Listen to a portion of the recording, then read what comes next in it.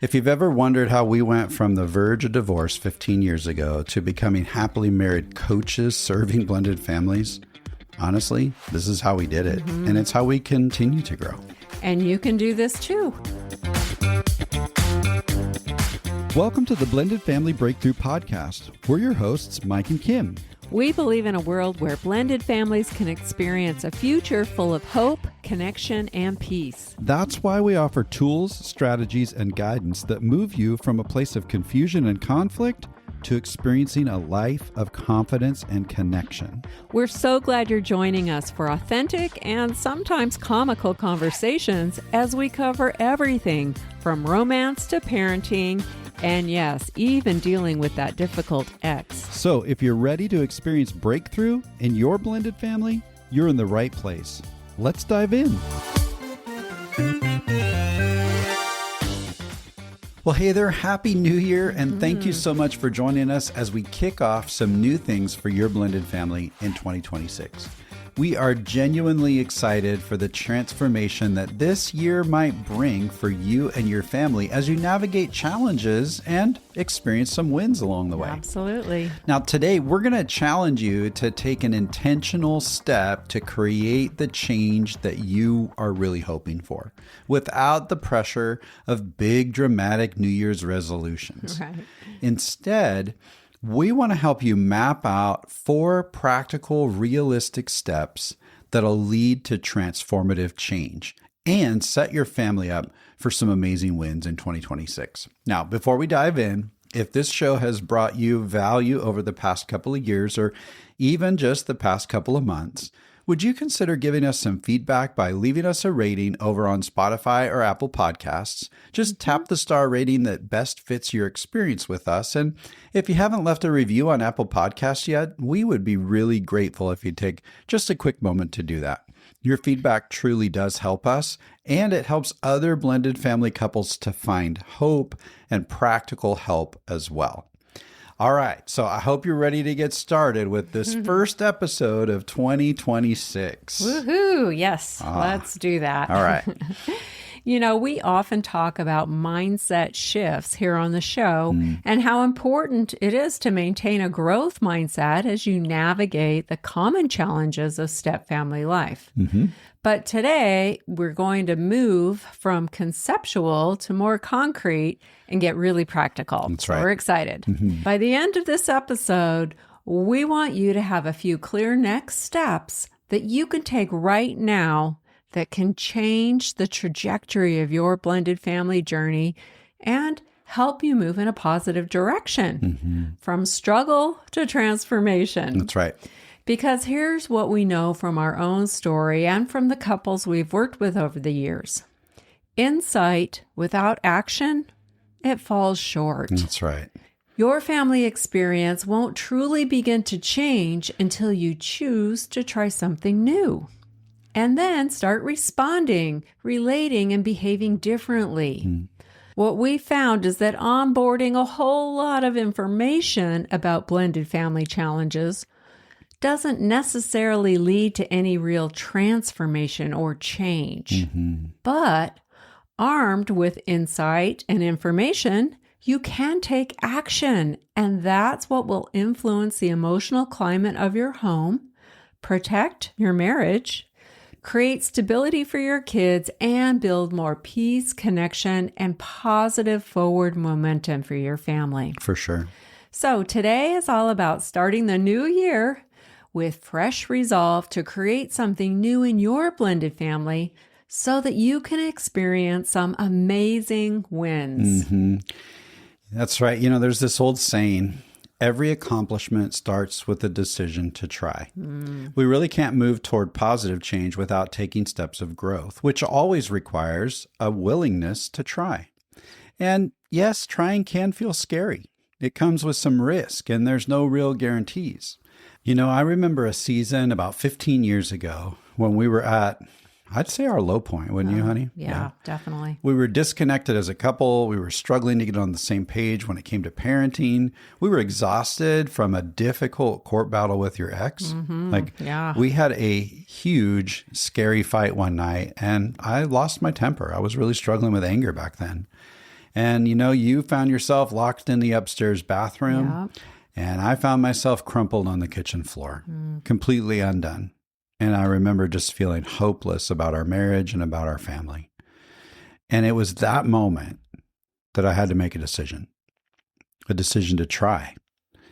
I was either going to let the possibilities for growth slip away, which would have most likely led to the end of our marriage, or I was going to take a really scary and risky step toward change. Now, not long after that, I invited you to go to counseling with me. And what did you say? I said no. You did say no, I know. And then guess what? I was faced with another decision. Was I going to try or not? I could have said, fine, I'm not doing this alone. Let's just end the misery and throw in the towel. In fact, I kind of felt like saying that some days. But instead, for whatever reason, I found the courage to tell you, you know what? I'm going to go get help anyway, whether you're willing or not. Mm-hmm. And so I reached out to a counselor, a couple of mentor friends, and it was super vulnerable and scary and risky. And I just didn't know how or if you would ever even join me. But that choice, the decision to try in those moments, eventually became a turning point for us. Mm-hmm. And, the reason that I'm sharing this little story is simple. If I could decide to try something new in this situation when it was just so hopeless, then no matter where you are in your blending journey, you can make a decision to try too. And you get to start that today. Mm-hmm. Friends, just imagine what a decision to try might lead to. It could be that when you ring in 2027 in just a short 12 months from now, your marriage and your blended family experience might look radically different. And you'll trace it back to this exact moment when you made a scary, risky, but simple decision to try. And if you might be thinking, well, gosh, Mike, things aren't that bad. I wonder if that's what you want to settle for. I wonder if your dreams and aspirations when you walked down the aisle or signed a lease together were summarized by the thought, oh, this won't be that bad. I'm sure it wasn't. No one ever aspires to not that bad. Thriving, connected, peaceful, loving, and fun. That's what you're aspiring to. So let's dive into some practical steps that you can take right now in this very first week of the year to move toward what you're really dreaming of experiencing. Okay, so let's get started on our 4-step framework to transform your family's struggles into some amazing wins. Yes. All right. So the first step is find your focus. Okay. Before you take action, it really does help to find a focus. Mm-hmm. So start by clarifying, either individually or as a couple, the area of blended family life where you want to experience some real change. Mm. We think about this using what we call the 5 essential elements of blended family life. And your first step is to simply choose just one that you can get laser focused on now. Mm. As we share these, we know what you might be thinking. Well, Mike and Kim, my family needs to work on all 5 of these. That's true. Yeah. But focus is how you avoid overwhelm. Mm-hmm. One clear target makes action easier and progress measurable. Mm. So as we reflect on each of these elements of blending, carefully consider a few things. Where is tension high right now? Mm. What's creating the most relational distance? Which area, if improved, would create the bigger ripple effect? That's right. So grab a pen and paper and let's talk about these 5 essential elements. The first one is bonding. Maybe you've tried lots of quality time together as a family, kind of hoping to accelerate closeness, but the tension remains. Experts like Ron Deal often remind couples that bonding in step families is a process, not a quick event. But there are helpful strategies that can reduce tension and set the stage for genuine bonds to emerge. So, first essential element is bonding. What's the second one, honey? The second one is understanding kids' perspectives. If you've got kids that are pushing back, withdrawing, or rejecting the step parent, It's really easy to get frustrated. But Patricia Papernow has long emphasized that children in step families are often navigating loyalty binds, grief, and identity shifts. A powerful focus might be growing your understanding and learning how to support the emotional needs of your children. That's right. The third essential element is safeguarding your marriage. If you feel disconnected or stuck in recurring conflict, this might need to be your focus. And remember, you can make a positive impact even if your spouse isn't ready to engage yet. A calm, consistent shift in one partner can make a positive difference, as I shared earlier from the story of our transformation, right? Absolutely, yeah. All right, the fourth element is parenting and discipline. You guessed it. It's a big one. If your parenting styles feel opposite, it may be time to embrace a clear framework for roles, expectations, and how healthy authority works in a blended home. We know that building a parenting partnership is one of the biggest challenges that blended couples face. But it is possible to create family alignment and parent as a united team. That's right. And then the fifth and final essential element is co-parenting with that other home. If conflict with an ex or your spouse's ex is draining your energy and creating some chaos, this may be the place for you to start.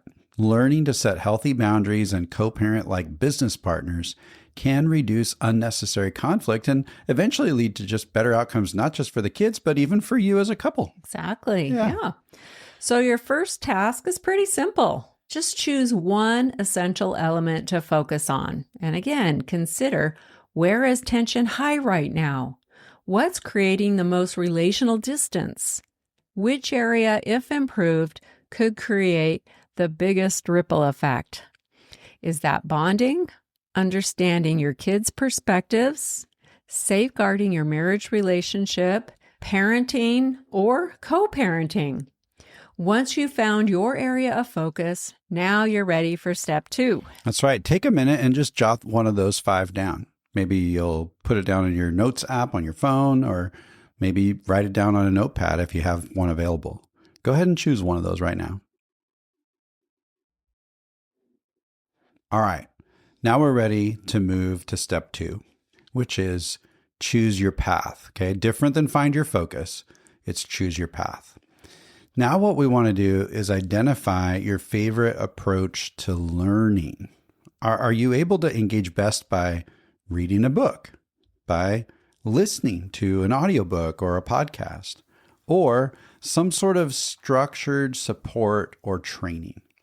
You know, books and blogs and podcasts and online courses, they're really great for self-directed learners who are able to take what they've learned and then put it into action. But I want you to be really honest with yourself about implementation. Some of us really love the inspiration of learning a lot of information. Kim was kind of talking about that earlier. But sometimes we struggle with the discipline of applying it. I know that I am one of those people. I read and read and read and read a lot of stuff. And man, if I applied everything I read, well, I'd probably be a totally different person. But the problem is it's really hard for me to put it into action. Yeah. And when we just bring in information, but we don't turn it into action, then that doesn't lead to real transformation. Now, if that's you, you might really benefit from some encouraging accountability and real-time support. That might be working with a counselor, like you did, honey, back when we were really struggling. And eventually I did join you because I had my own work to do as well. And that therapeutic setting became a turning point for our marriage. And by the way, if you do decide to work with a counselor, make sure they have experience and training in step family dynamics. That's really important. Absolutely. Or you might consider coaching, which is an effective way to move from where you are now to where you really want to be. If you're a regular listener, you've heard us mention our free coaching call, and maybe you've already taken advantage of that, and we've had the pleasure of already connecting with you. But if you haven't, you might be wondering what that call is all about. Maybe you've wanted to reach out, but you're feeling a little bit unsure. So maybe let's try to clear that up. Yes, absolutely. The purpose of our free coaching call is threefold. First, We simply want to get to know you better and give you space to share your unique dynamics and the challenges that you're experiencing. We actually welcome your pain points. That's right. Yep. And we offer some empathy and understanding because we get how hard this really is. For many couples, hearing us normalize their struggle without judging it brings great relief and some hope. That's right. And then after that, we try to shift into coaching mode. And so we'll ask some questions that try to help clarify what you want to accomplish and explore some realistic ways to getting unstuck and make real forward movement. We'll share some insights, maybe some strategies that you may not have considered before, and try to offer a practical next step that you can implement right away. And finally, we ask what you're hoping for with ongoing support. Some couples reach out to us with the intention of working with us in one form or another.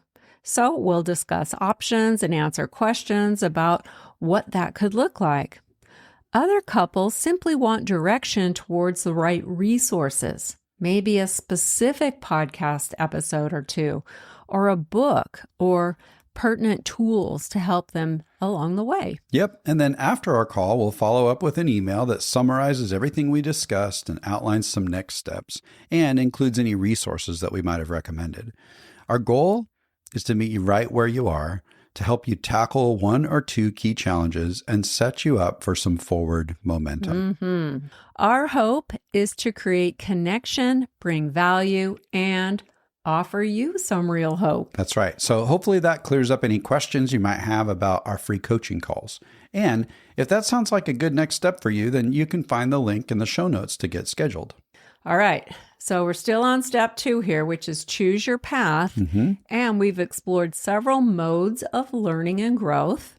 Another one you might really resonate with is through a supportive community. Growth tends to stick when you're encouraged, challenged, and supported by others. Throughout our blended family journey, one of the most indispensable pieces has been coming together with other stepfamily couples to learn from each other's shared experiences and to be truly seen and heard in our struggle. That's right. You know, as human beings, we need genuine connection with each other. Intentionally connecting with others who are also committed to growth is a really powerful way to expand and protect a growth mindset, which, as we shared a bit ago, is really crucial if you want to make actual progress. And the truth is, when we try to go it alone and just blunder through our challenges without help or support, we end up missing out on a lot. Absolutely. When I think about the blended couples we've met and journeyed with over the years, I just can't even imagine where we'd be or how we would have gotten through the hardest seasons without them. Yeah. We really do need each other. Absolutely. You know, before we became blended family coaches and started supporting couples professionally, we spent about 15 years learning alongside a community of couples in the same boat that we were in, navigating all the complex challenges of blending. And over the years, we've learned alongside hundreds of couples, and we've personally experienced the value of growth-focused community. And that's absolutely true. And it's why we created the Blending Together community a few years ago, because we wanted everyone to have the opportunity to experience the amazing benefits of a safe, encouraging space where you too can grow alongside others.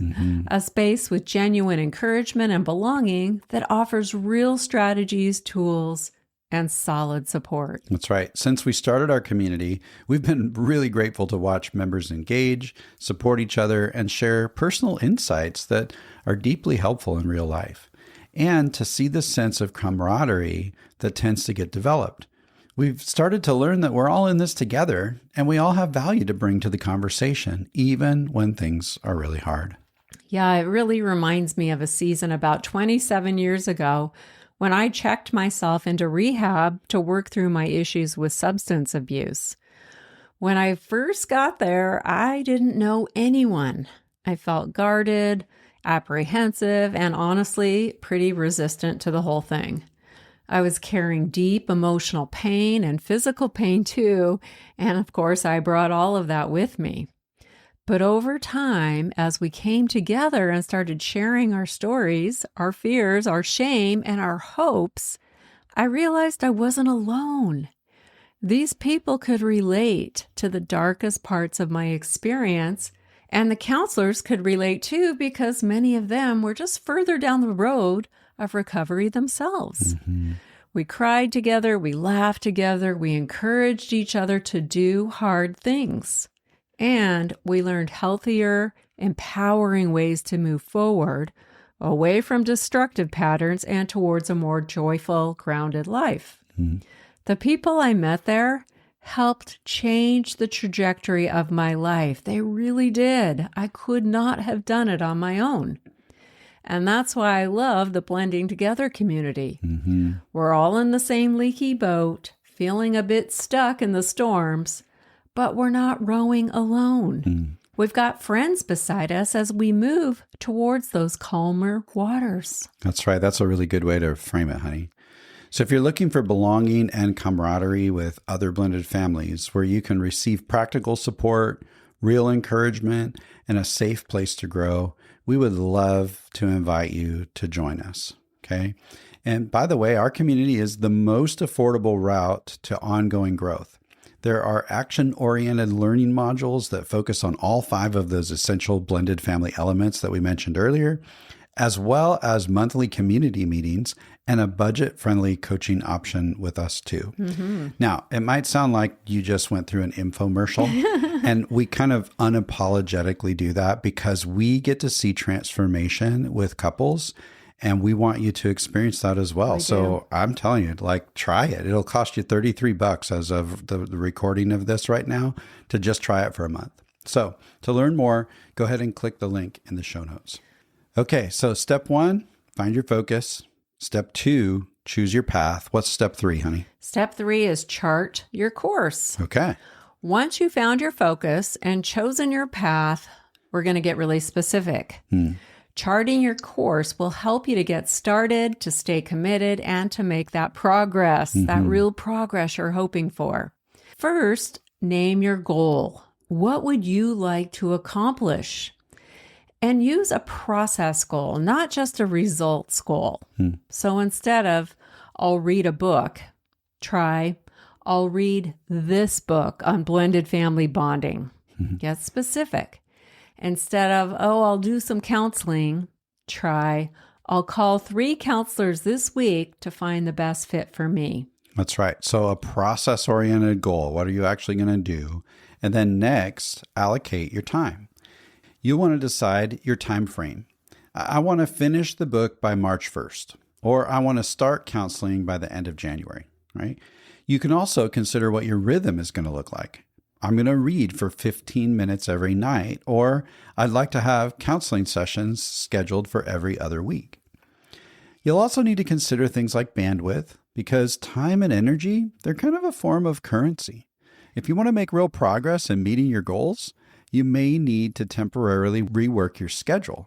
Sometimes that means giving up something for a season while you're focused on moving toward your goal, or who knows, that could be maybe I'm not going to binge Netflix tonight, so I can read instead, right? Yeah. As Stephen Covey said years ago, it's not about prioritizing your schedule, it's about scheduling your priorities, right? And the reality of today's fast-paced, busy world is that if it doesn't get scheduled, it probably won't happen. So make this a priority, put it on your calendar and protect that time. Then, as you engage in your new process, it's important to capture your discoveries. Write down those gold nuggets that you discover along the way, especially those that you feel are really doable in this season. Capture things like your ideas and insights, specific scripts that you might come across, strategies and tools, mindsets, and possible next steps. You might journal, keep notes on your phone, or talk with an accountability partner around what you've discovered. That's right. And one more little tip in this third step of charting your course is to decide on simple rewards as you cross milestones toward meeting your goal. especially once it's been fully realized. Then Yeah. it's great to have a nice reward. And you want to keep it simple and realistic. Maybe a romantic date night after a counseling appointment, or a small treat after finishing a book, a moment of self-care, or your favorite activity after listening to a podcast. All the experts on performance and habit change say that rewards reinforce consistency and will help you celebrate your progress along the way. So let's review what we've covered so far. First, you're going to find your focus by picking just one element of step family life that you want to focus on. Maybe it's the topic of bonding, understanding kids' perspectives, safeguarding your marriage, parenting and discipline, step parenting, which is all kind of in one category there, right? Or maybe it's co-parenting. Then you'll choose your path and decide how you will engage in new learning, either on your own or through some type of structured support with accountability. And then next, you're going to chart your course by getting specific around naming your goal, allocating your time, and capturing what you've discovered, and then maybe setting some rewards. And that brings us to the final step, work your plan. Yes, it's not going to be helpful if we don't work the plan. You want to start 2026 off by committing to this simple process and meeting your goal. Then, using the discoveries that you've captured and those things that you've been learning and reflecting on, pick one thing you're going to change moving forward. Maybe you'll focus on staying calm and curious when a child acts out or pushes back. Or choose to adjust your expectations and release negative assumptions about your partner. Maybe it's a specific strategy you've learned that you're ready to try, or an unhealthy pattern you're choosing to change in how you communicate. Pick one thing and stay focused there for at least 6 weeks. That's right. It's going to take some personal resolve and determination. It's never easy to change patterns or try something new, but it's worth it, and it will make a difference. Small changes, faithfully practiced, can reshape the entire story of your family. So here's what we hope you'll do right now as we move into 2026. Pause for just a moment and think about the future you really want. What do you want your family to look like in 5, 10, 15 years? What kind of environment do you want to create in your home? What do you want relationships to look like? What do you want your kids and stepkids to remember about growing up in your blended family? What kind of vision for their own future relationships or legacy do you want to leave for them? Maybe even zoom in just for the next 6 months. What wins would you like to experience? What would meaningful progress or transformation look like? Pause for just a moment and think about that.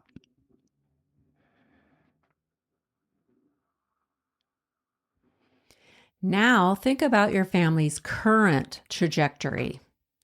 If nothing were to change, where will you likely end up? Will you get to experience the future you really want? One author says, today is a perfect opportunity to start building the tomorrow you really want. One simple truth that we've learned over almost 25 years of blending is this. Difficult roads often lead to beautiful destinations. Be willing to take that difficult road or try.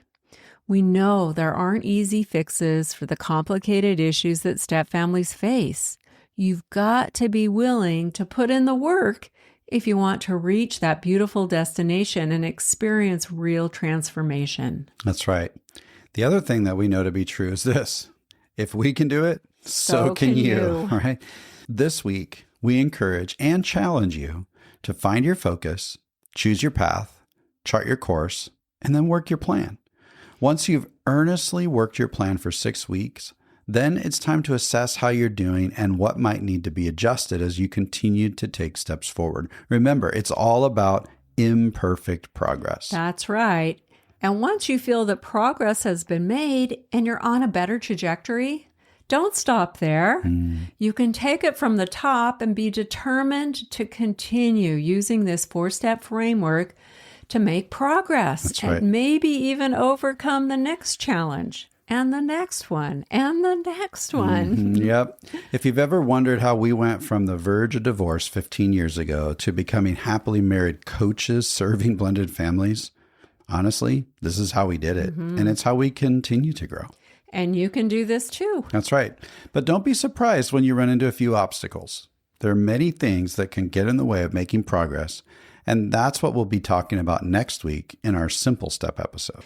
Be sure you're following the show on Spotify or Apple Podcasts because you don't want to miss that. That's right. And by the way, if you need some help getting started, go check out the show notes. We've got all kinds of resources and ideas for you to get going with this 4-step process. So, as we make this episode a wrap, let's get 2026 started with intentionality. Until next time.